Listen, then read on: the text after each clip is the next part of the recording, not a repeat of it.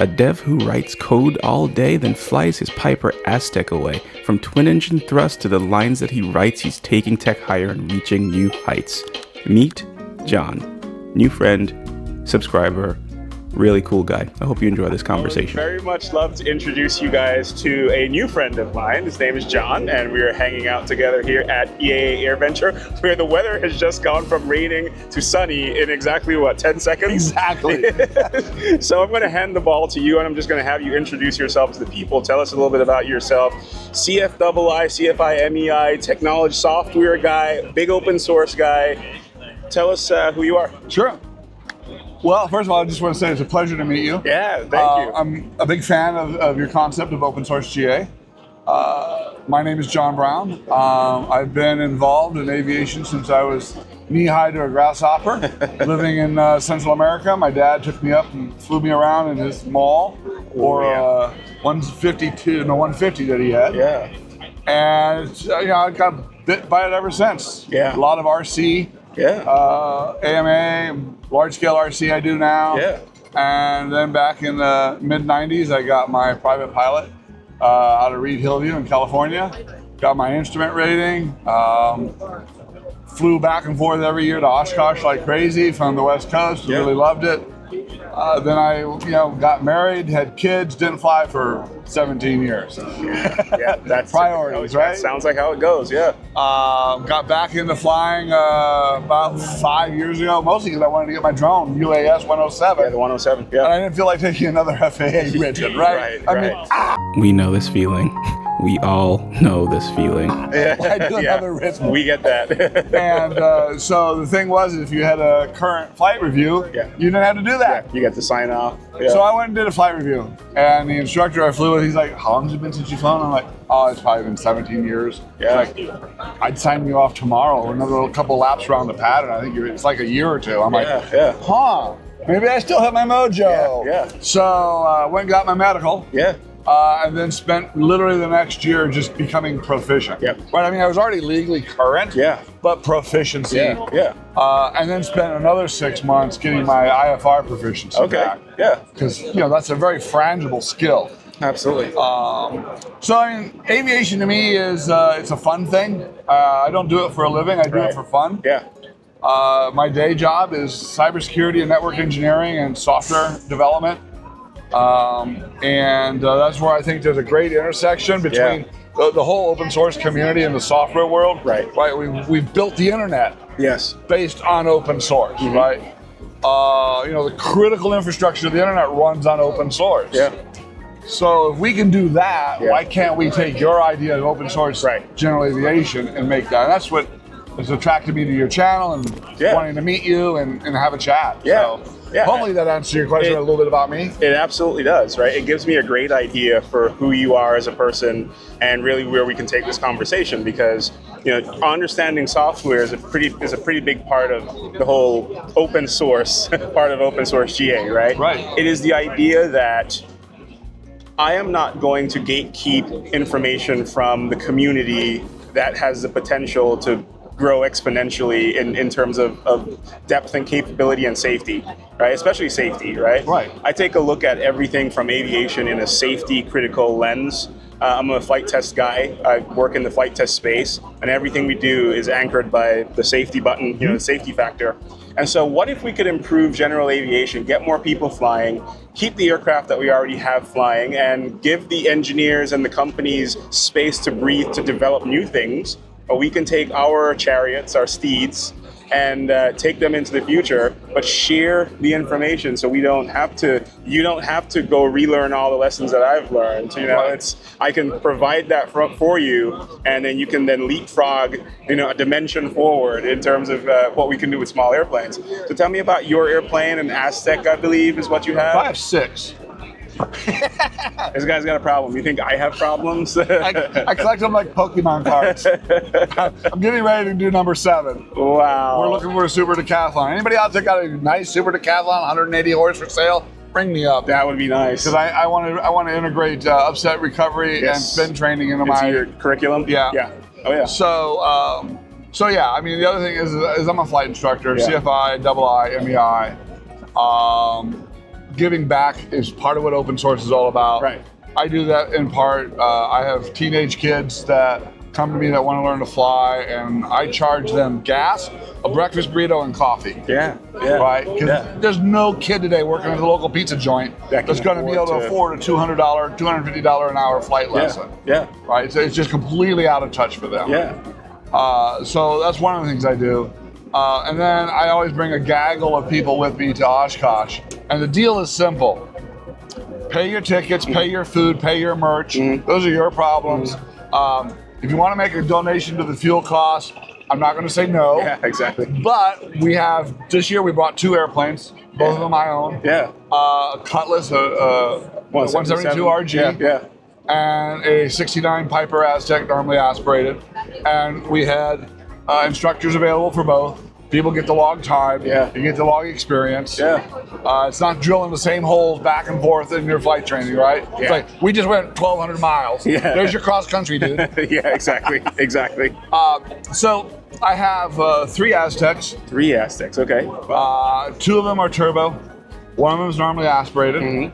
One of the turbos is a restoration project now. Yeah. The other turbo, it's an F model. Okay, yeah.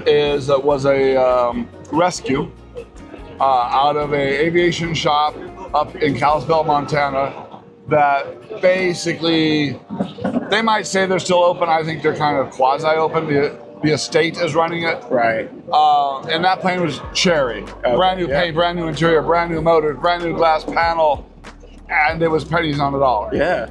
And I could not see it just sitting there. Yeah. So we rescued it. That's gonna probably be my new ride. Okay. Yeah, your baby. Yeah, one of my 2 babies. Yeah. And then Snoopy, which is our 69 Aztec we use for multi-engine training, just a good solid workhorse. Yeah. I got 2 172s, a 172 RG and a N model 172, and a turbo Aero. Yeah. Straight tail. I love them all. Yeah. We just did a panel upgrade on the Cutlass.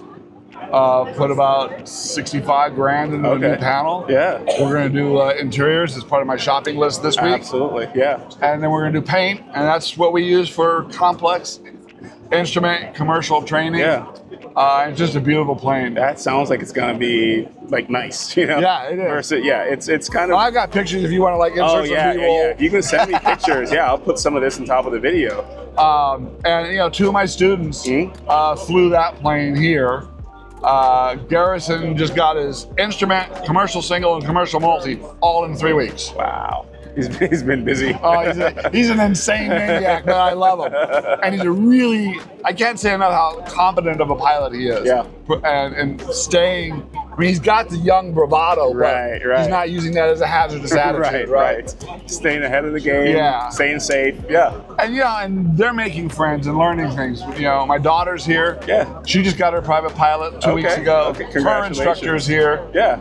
So it's like, that's what I love about open source and the community is give back. Give back, oh yeah. And maybe to trim it down a little for me is, I think if we're going to keep these planes, because Piper and Cessna and Beech, in your case, right, are not making the parts we need. Right, they're not. I've got an Oleo in my Aztec.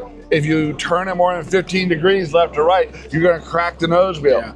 And line guys, unfortunately, do this too often. Yeah. I can't buy that new. Right. It's a cast aluminum part. Right. I scanned it. Yeah. Dimensioned it, threw it up in SolidWorks. Yeah. I'm like, I wonder if I were to take a billet. And machine it. Machine it. Yeah. I bet you the machine version would be better, stronger than There's the a good cast. chance. Yeah, There's a good chance it would. Yeah. And so, why should I kill a plane because of that part? That's right. And that's a more complicated. just simple parts. How do we solve those problems? Yeah. I've seen airplanes grounded for the handle, a door handle. A little keyway mechanism inside the door handle that you can very much shave down with hand tools to build, but grounded because the owner, the mechanic, didn't have the idea that the owner could be involved in making that part or getting that part, right? Yeah. And we do have to draw the line between major alterations, minor alterations, but that's why you bring in maintenance professionals who are supposed to know those things, right? A part of the channel also has to educate those ANPs and IAs about what's possible, because we in the community who love and care for and cherish these airplanes, we're kind of stranded if we don't have maintenance professionals who will be along the ride with us. So what does your maintenance team look like? Who's working with you? How do you keep these birds going? So I am very actively involved Yep. in the maintenance of my aircraft. Same. Yeah. I have a wonderful A&P. Mhm. I have another wonderful A&P IA. Yep. Who, under their supervision, Yep. I do a huge chunk of the work. Yeah. And as an aircraft owner and as an instructor, I think it's, let me just put it this way. I know my Aztec probably about as good as any of the Yeah. original design engineers. Yes. I can tell you where every hydraulic line in Yes. that plane goes. Yes. What is it? Yeah. Is it the outboard? Is it the return flow? Yeah. Where my fuel lines are? Everything, because we've been through it all. So many times. Yeah. Right. Yeah. And part of where I'm going is I'm working on trying to get my a 145 cert Yeah. for a repair station. Yeah. Hello, FAA. I don't know why it's taken you guys a year to even respond. so but that's a different question. We have, and people online really don't know this yet, but we also are going through a similar thing with the 145. Got all the manuals in, everything's in, and still waiting to see where things go. Well, I spent a week at AEA, Aviation Electronics Association. Yeah. Great guys. Rick was awesome. Went through the whole week training on being 145 as far as all the regs. Yeah. And I look at that and I take that knowledge and I'm like, there's so much we really can do. Yeah. Yeah. And as an instructor, we're always telling students, you can't touch anything. Yeah. Don't even get a screwdriver to that light bulb. Right. That's maintenance. Yeah. Dude, Yeah. 4313 Appendix A. Correct. Yes. If you can reference it, if it's there as a reference, you can use it. Right. Right. So you've got to be Not able complex to, operation. Exactly. We have to be able to, as an instructor, you probably give or have given the students here's the short list of things that, the brakes, the bearings, the tires, but there's so much more, and the supervision and being, that supervision piece is huge, right? It's absolutely huge. It is you working with a maintenance professional to do things to an aircraft that will improve its safety margins almost every single time. These airplanes are 50, 60, 70, 80 years old in some instances now. And if you're not working to keep ahead of them, just like flying them in terms of maintenance and parts and replacement parts, you're going to find yourself in a hole, right? You're going to find yourself, it's going to be a dangerous spot for us to be in. And so, the whole open source idea is exactly that. Let's share the information. Let's make sure that people understand what's going on. And education, as long as people are willing to receive it, will start to change some perceptions out there. I talk about the trolls I find on the internet. That's just like, hey, I just had a conversation with a guy from the FAA because either I'm working with them or I called them on the phone, and here's the information I have to share with you. Congratulations, you have the information. Absolutely not. The FAA would never say that. I literally just talked to the FAA. So what are we doing? We're wasting time. And if you don't want your aircraft to be saved, then don't save your aircraft. But I'm going to be out here flying and having a good, safe old time, right? Right. So what airplane is your trouble child? Which one is the one that's giving you the, oh my gosh, parts are hard to find, or, Honestly, it's both the Cutlass and the Aztec. Okay. Yeah. A P-828 is like the Turbo Aero is a lot easier to deal with because it's more of a common airframe across multiple models. Yeah. But I'll give an example. We had a fuel selector valve in the Aztec. It was made by Scott Aviation, long since out of business. And when you look at this thing, it's a block of milled aluminum with a plunger slide on it, with a gearing on it, and all this gear does is push this back and forth. Right? Yeah. Left, right, off. Yeah. And you look through some documentation and it says, you must only replace it with a new one. There's no serviceable parts inside. Right. Yeah. And we're like, You want to bet? mumble. Yeah, Right? yeah. We're trying to keep this kid friendly, right? Yeah, exactly. Yeah. And then you go look around and you find some place in your neck of the woods that will do a repair or an overhaul on it. Yeah. But they want to charge $2,000 for literally a block of aluminum that's this big. Yeah. So, that creates a huge problem. Now I have an airplane that's grounded. And what it took was taking my open source intelligence cybersecurity skill set to research and find things. Yeah. To go and find an actual Scott Aviation original document that said, here's how you service this. Yeah, right, exactly. Right? Yeah. Couldn't get it out of the aircraft manufacturer. Yeah, absolutely. You couldn't get it anywhere else. But we found an original document. Yeah. It said, oh, you're going to repack these with these O-rings. Yeah. And you're going to use this special K-Ron, whatever it is, grease that comes in a little half-ounce bottle for $300, literally. Yeah. And when you do that, put it back together, and then test it in kerosene for bubbles for 30 seconds. I mean, I'm short-circuiting the conversation. Yeah, absolutely. But I took that to my IA, and he read through it. He looked at it. I bought one from BAS. We tore it apart. We said this is going to be a destructive example. We tore it apart. We looked at it. We're like, dude, 1, 2, 3, 4, 5, 6 O-rings. Yeah. Let's do it. Yeah. And then we found a document that actually said, these are the actual mil-spec O-rings. Yeah. Now we have documentation. Now you got something to reference. You got something to put in the logbook. You can, exactly. The challenge I have with that is that I would say that 95% of the maintenance shops out there today would never have done that. They don't have the time, the manpower, and they don't have the risk appetite. Right, exactly. Right? Yeah. Not saying this is a risky decision. Yeah. Because I have a manual that said this is what the thing was. Yeah, for this specific part. Yeah. Right. Yeah. And, you know, in a bigger conversation, I think GA is killing itself. Yeah. I say that all the time. We're going to save general aviation from itself, right? When I had to replace the curly coil going from the bottom of my yoke up in for my coolie hat, my push to talk, all that, right? Yeah. Okay, to get one from a large, sprucey kind of a place was $300. Go over to my favorite CB radio shop for a mic cord, $30. Yeah. And you know what? It's the same freaking jacket. It's got the same smoke and fire not rising up, right? Same kind of cable. Yeah. But why the difference? Yeah. Right? I go buy a CO2 cartridge for my landing gear in the Aztec. That's for the emergency blowdown? It's third emergency mechanism. There's 3 ways to get the gear down. Okay. Which is one reason I love the Aztecs. We got so much redundancy, right? Yeah. CO2 cartridge.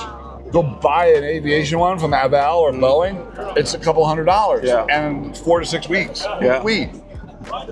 I take mine, I look at it, I find out, oh, look, there's a stock number on it, a cage number and all that detail. And I figure out who the manufacturer is. Right. I ring them up and they're like, well, we don't sell onesie twosies, but we'll sell you a case. I'm like, okay, well, how much is it per each on a case? Oh, they're $4.95 a case, each for a case. Well, how many comes in a case? 160. I'm like, done. Take my money, please. I'm gonna go to eBay and triple my money.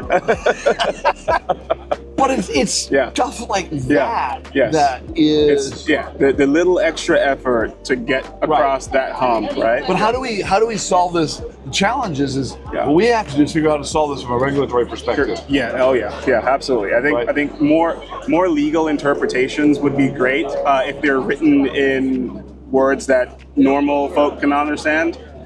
Because my conversations with a lot of people in the small aircraft directorate, with the FAA, a lot of my conversations with them kind of go, we don't have a problem with you doing that. The regulations are written in such a way that there is some intentional leeway there for you to go have a conversation with your maintenance professional to figure it out, right? And so what would be nice is if in 2026 into 2027, the legal folks can dumb it down for a person like me to say, okay, regulation 1, 2, 3, 4, 5 actually helps in these 10 instances, or here's some examples that you can follow. Here's a worksheet that you can follow. Here's a 10-step process that you can follow to make it easier for people to go down that path. Because, I mean, the example you just gave sounds very much like a minor alteration, right? It sounds very, very simple to me. Right. And the FAA has already said, if you're the owner, you can be involved in that process. And if you give the IA or your A&P the data for whatever part you're putting in, that's acceptable. That's perfectly acceptable. But no one wants to believe it, right? So it's weird. So I think part of the thing that we need to do from an open source GA perspective is not only parts. Now, I want to chat about that for a second in a moment, but also legacy documentation, right? Because I mentioned that my cutlass was also maintenance. There's an aluminum block that holds the landing gear actuator. Yeah. And we found in the last annual that block was cracked. Yeah. So we had to get a new one. Could not find it, unobtainium, right? Couldn't find it anywhere to use that part number. I had a friend ring me up and say, what you need to do is go look for this Cessna service bulletin, because inside the Cessna service bulletin kit is that part. Is that part, yeah. And so, bam, we found that. Now you have data. Now you have something you can, Exactly. Yeah. Because you couldn't just take one from a pick and pull salvage yard, because the holes have to be match drilled to that airframe, because every airframe's a little different. Yeah. So we were like, oh, well, if we go get one out of a service center somewhere, we might end up with elongated holes, which gets us out of tolerance. Yeah, exactly. Right? And so I took that block, I took my Creality scanner. Yeah, which one do you have? I have the fancy couple $1,000 one. The Raptor, Raptor 2 or Raptor something. X, something. I forget. Yeah. I took that, threw dots all over the dang thing, scanned it like crazy all over the place, and then came back in with my micrometer and measured every wall thickness, depths, and all of that to calibrate my drawing. Yeah. And I got to play around a little bit more, but I'm half tempted to send it off to one of these CNC production shops and say, make me one. Make this, please. Yeah. And then spray it yellow and say, so which is real? Right? Yeah. Of course, I'm not doing that for the legal disclaimer. I'm not doing that to sell parts, because I don't have PMA. Right, exactly. Yeah. But what we need is, we not only need the ability to have part data, we also need the ability to pick up legacy paper. Yeah. I'll give a great example of that. A lot of Pipers were built with their high current cabling, power lines. That's right. With aluminum. Yeah, that's right. Right? It's lighter. Aluminum's got a little bit better conductivity. Not bad, but we have corrosion and dissimilar metal issues, and that corrosion creates a resistance point, which creates a heat point. We have different expansion coefficient or expansion and contraction, which opens and weakens the joint. If you don't understand that, go look at all the mobile homes that burned down with aluminum wire. Right? Yeah. So I'm like, all right, well, I want to replace all that with copper. Yeah. Well, the first answer is, there's a nice company out there that Bogart. Bogart. That has an STC. Yeah. Right. How much is the STC? It's not cheap. Yeah. And I'm like, well, there's no rocket science here. I'm just going to go buy me some wire. Yeah. And at the time, my IA, a different IA at that point, he was like, you can't do that. Yeah. And so I started digging through really old Piper service bulletins. Yeah. And on the page 3 of one of the old Piper service bulletins, it says, if you have aluminum wire, replace it with this gauge of copper wire, mil spec, blah. Exactly. I went back to my IA and go, there you go. Cool, just make sure you crimp it right. That is approved data, right? Right. Yeah. Sorry, the sound of freedom. That's it. That's exactly what it is, right? And it's like America 250 is all over this building right behind us. Also proof that with enough thrust, anything will fly. Yes, exactly. Oh my God! But this is why we need to preserve the documents. Yeah. So many maintenance shops today are closing. Yeah. And they're throwing away those old books. Never to be seen again. Never to be seen again. Yeah, because there are no copies that are left at any of these manufacturers. So many of them have been sold so many times that you've just lost it all. Or the current manufacturers are reluctant, right, to release because they're worried about gamma. Yeah. Or not gamma. General Aviation. What's the Revitalization Act or whatever it was called?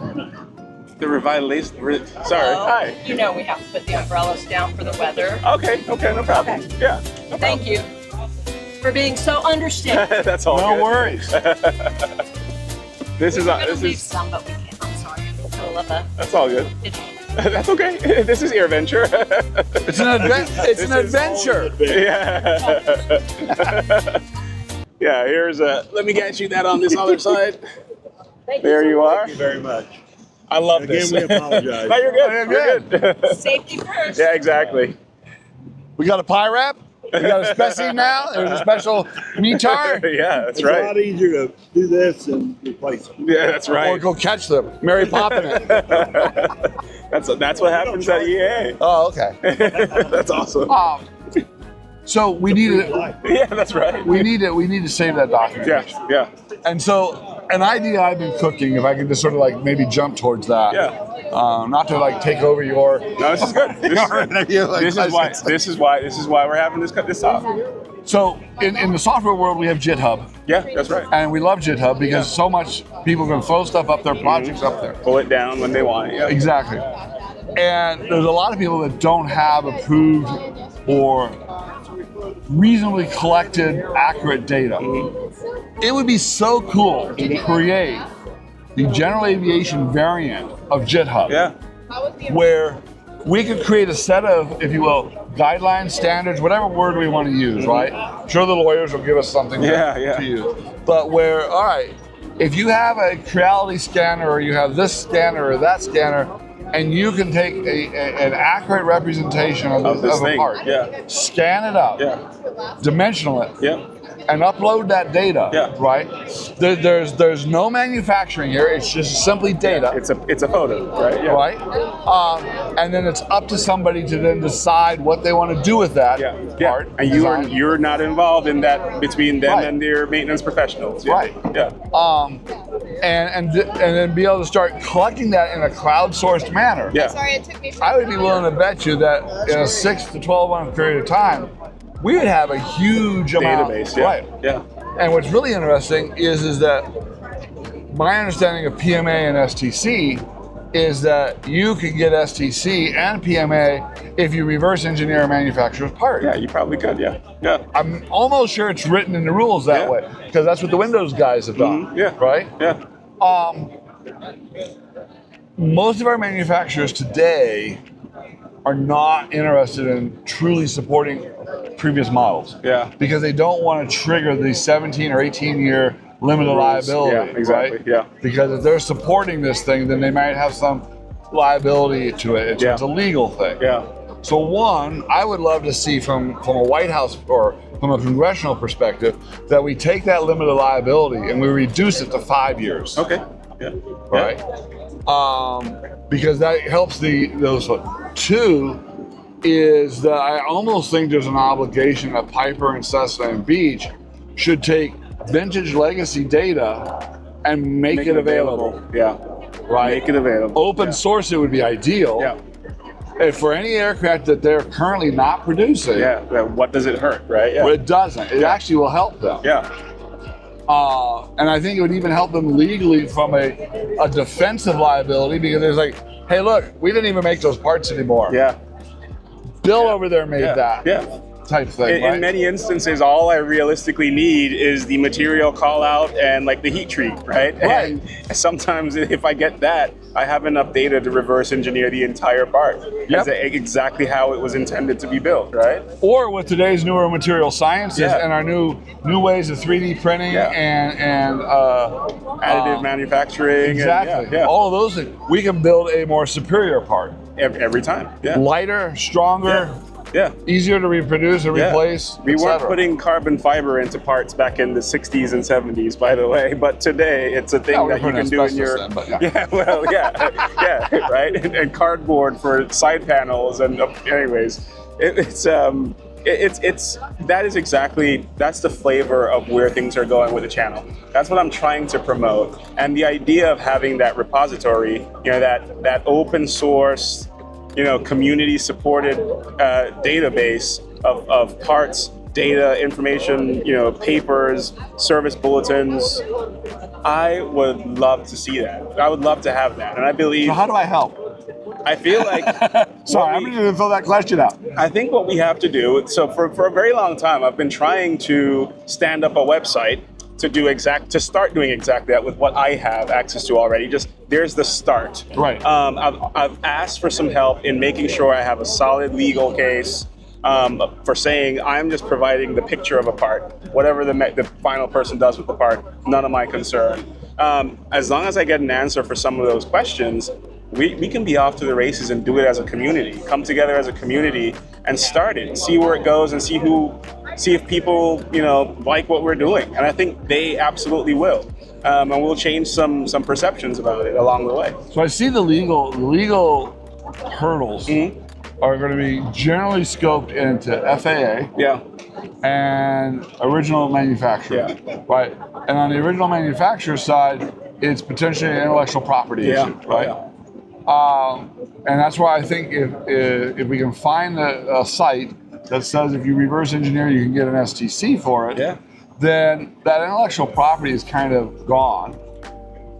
And I don't even think DMCA or anything like that would really apply. Yeah. Because we're not breaking a digital lock on a piece of aluminum. Right. Yeah. And so, we need to make sure that there's something from the FAA that's going to be focused that. Yeah. And then we should probably also talk to somebody that's aviation savvy, but also intellectual property savvy. Correct. To see whether or not there's a deal. And I would suspect that the automotive industry and the boating industry would be great examples of past case history. Yeah. Because look at all the replica, Lamborghinis. I mean, there's some here. Right. Yeah. And it looks just like a Cobra. Exactly. But it's not. It's not. Yeah. Right. Yeah.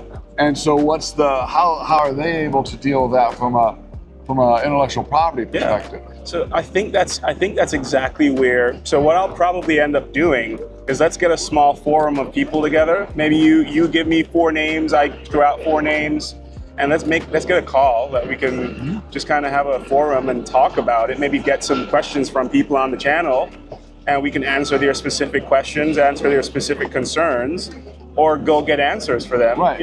I would love to set that up if you're interested. I would be happy. We can set something like on Discord or something similar. Yeah, I've just started learning Discord, so I'm kind of excited about that. And I think it would also be really important at some point here very soon to get both the 3-letter and 4-letter organizations, EAA and AOPA, if they can sort their board issues out. Yep. Get them involved too, because they've got a much better lobby voice. Absolutely. And I think what would be a good goal / challenge for next year would be let's actually have a forum on how to scan a part. Yeah.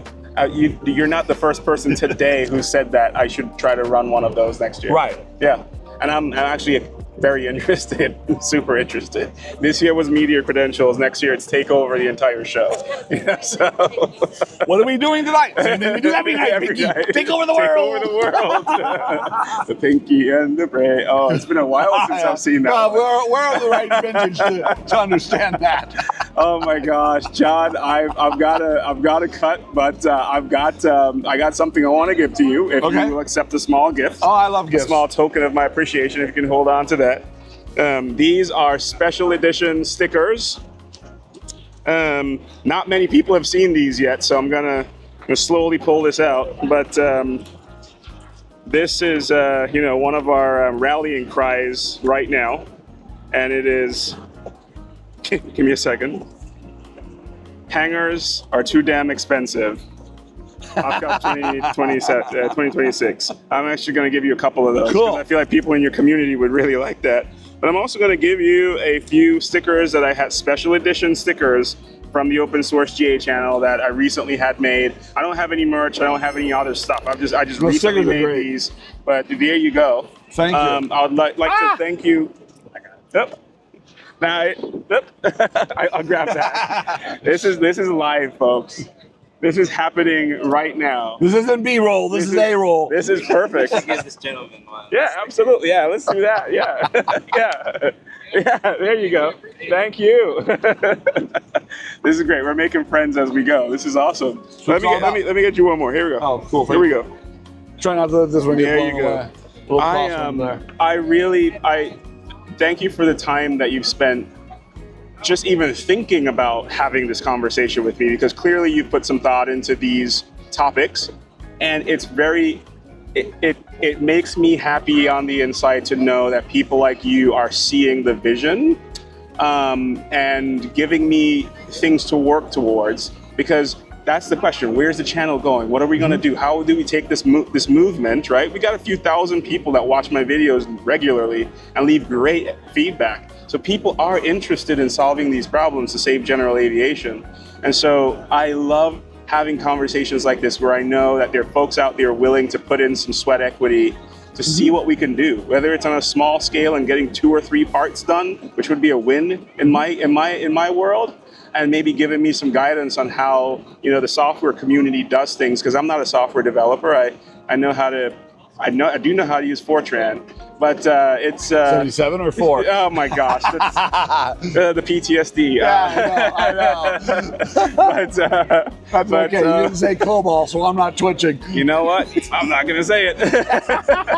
Thank you for your time today, my good friend. I'll give you, here's my card, Oh, my excellent, email, stuff excellent. like that. Do you mind if I share your information on so people can email you if they have like questions or anything? Or? That's got my personal email on it. Okay, yeah. I'll or maybe I can send them to the website. Yeah, it's not up yet. Okay, yeah. My intern is supposed to be working on it. Okay, fair enough. I'll send you an email address. Yeah. That you can put up. Okay, just because works. I'm weird that way. That works. Yeah, well, that totally makes sense. That totally makes sense. But I will leave with this. The moment that YouTube, what was it, like a year, maybe a little bit longer, year and a half ago or so. The moment YouTube popped up, hey, here's something to watch. Yeah. Open source GA. I'm like, click. Yes. The 2 words were like just perfect. Yeah. So I really commend you for taking a leadership there and trying to build this. Yeah. Thank you for being a part of the community. Definitely. I really mean it. I really do. Pleasure to meet you. Had a great, safe trip. Say hi to behind the camera. Yes. Thank you so much. Thanks, guys.